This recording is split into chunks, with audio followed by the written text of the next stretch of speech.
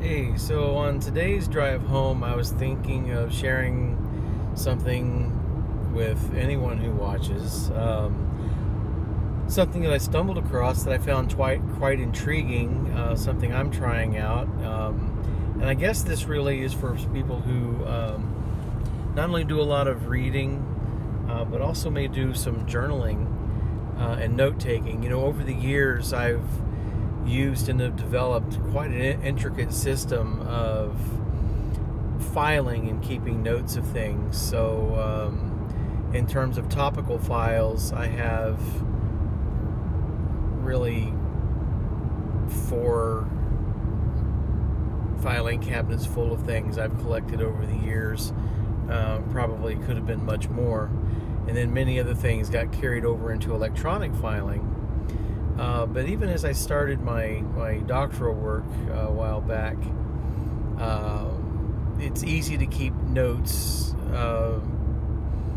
along a narrow topic. But let's say, for example, you're reading something that you're like, hey, I want to jot that down, you know, and then pretty soon as journals do pile and accumulate, like mine have over the years, it's very difficult to remember exactly what you entered into that journal and when and where to find it. You know, truthfully, I haven't gone back to read through many of my journals from the past.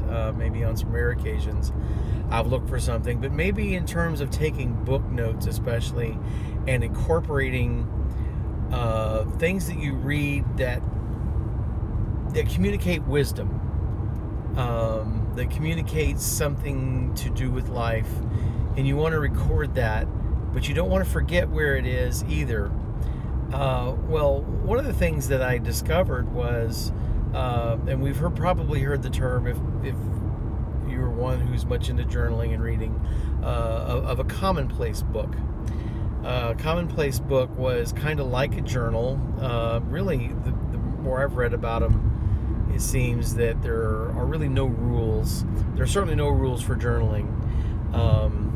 But I don't think there are rules for a commonplace book, except for this one, which I find most intriguing. And really, a commonplace book was something that collected ideas. You know, when you think about those old librarians, you know, from the 1500s, 1600s, 1700s, and of course back then people wrote by hand, and they wrote massive volumes of things. Many people did, and you wonder how on earth they remembered all these things that they wrote about or wrote in. Well, to some extent, they didn't have the vast libraries that we do now, the vast internet and information system, but there's a way that they kept track. This is what I'm getting at. There's a way they kept track of what they read, and even significant things that they felt like needed to be recorded for themselves. And that was in a commonplace book. That's where they collected ideas. And I found there was a philosopher scientist in the 1600s, 1630, 1670, something like that, by the name of John Locke. And I will say he's probably not wide read in you know, typical everyday circles. People really need to go out of their way to read John Locke. But in one of his works, he describes a system that he uses for his own commonplace book. And I actually incorporated this in my journal and have found it to be quite interesting. So I'm able to read and remember and keep track of where things are. It's very easy. He did this in the back of his book. And truthfully, if anything though, well, we can talk about weaknesses later. Well, I'll tell you what I did. In the front of my journal, when I start a new journal, road bumps. In the front of my journal, I have written down basically the alphabet, but I've left 5 spaces for each letter. So A, B, C, D, E, F, G, and then created, you know, another column until I get all 26 letters of the alphabet, but with 5 lines dedicated to each letter of the alphabet.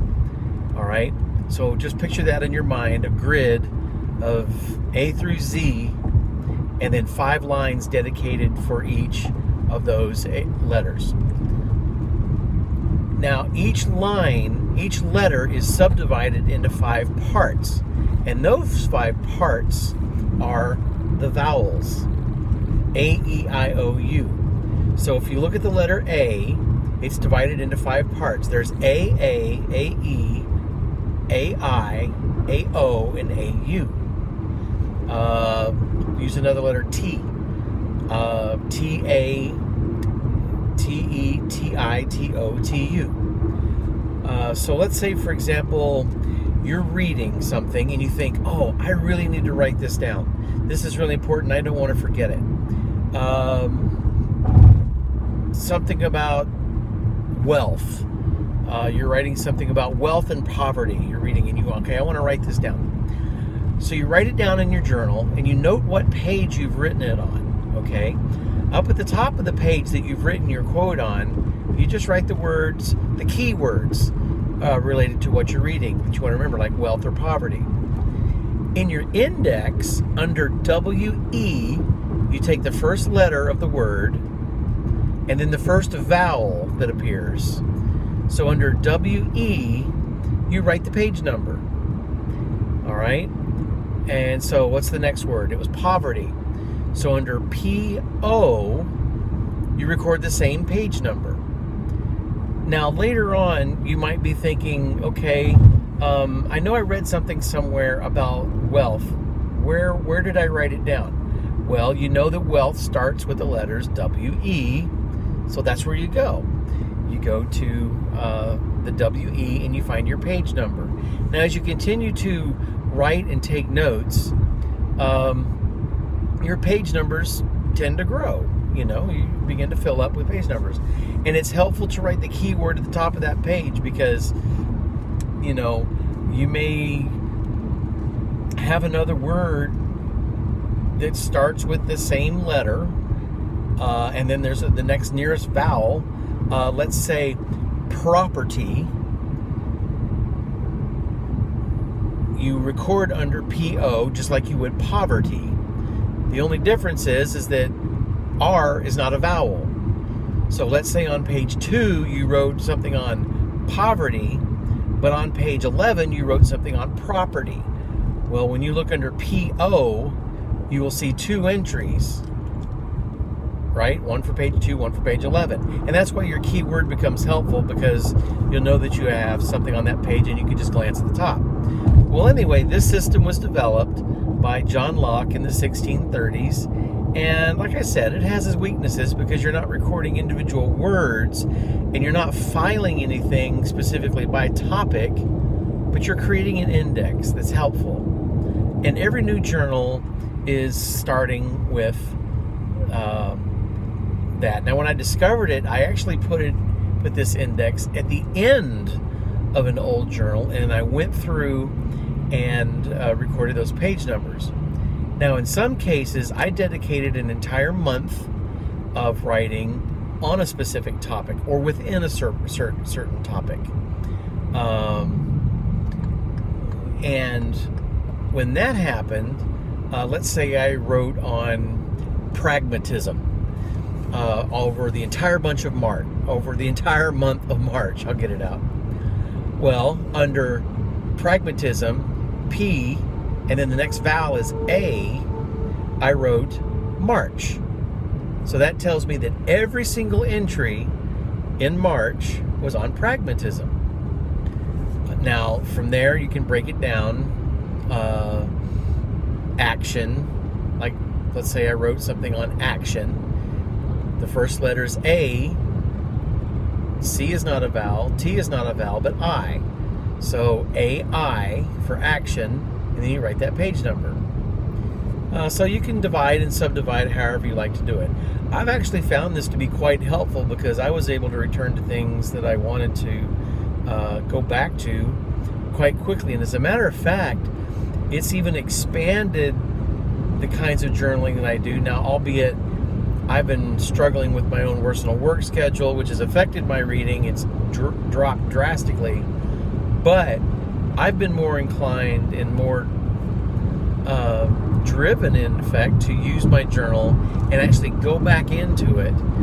So really, literally, you have everything at your fingertips. You're sort of creating your own encyclopedia. But I want to return to something I said a few minutes ago. What do you record? Well, it's your journal. You can write anything that you want to.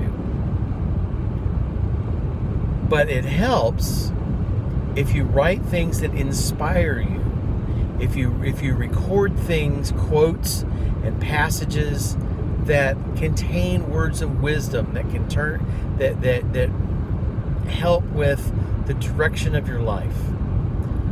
I think keeping with that, you have plenty enough to watch out for. And plus, too, it helps to focus your reading. So yes, we read for entertainment sometimes, but some things less. You might even find something in something that you're reading that's entertaining, but you're going, wow, that character said something that was pretty cool, and I want to hang on to that. Write it down. Sometimes you feel like, oh, that's a long passage, that's a long quote, that's too long, I don't want to do that. You can still record your keyword on your page, and all you have to do is make a bibliographical entry. So you can write, hey, I was reading such and such book, author, last name, first name, book title, the publication data, and then what page you are on. So if it's something that's on your bookshelf and easy to find, you can do it that way. It does help that if you've read something in a book that doesn't belong to you, that you write where you got it from, especially if it's from a library. Write those call numbers down. Write down the author, the page number, your regular bibliographic data. If you need help with those things, contact your local librarian. Librarians are cool. Or look online, look on Turabian or APA or some way they can help you record those entries. But just something that I wanted to share with what I'm doing in my journals, things that I'm writing, things that I'm recording whenever I get to do them. So those are my thoughts today on the drive home. Hope you have a good weekend.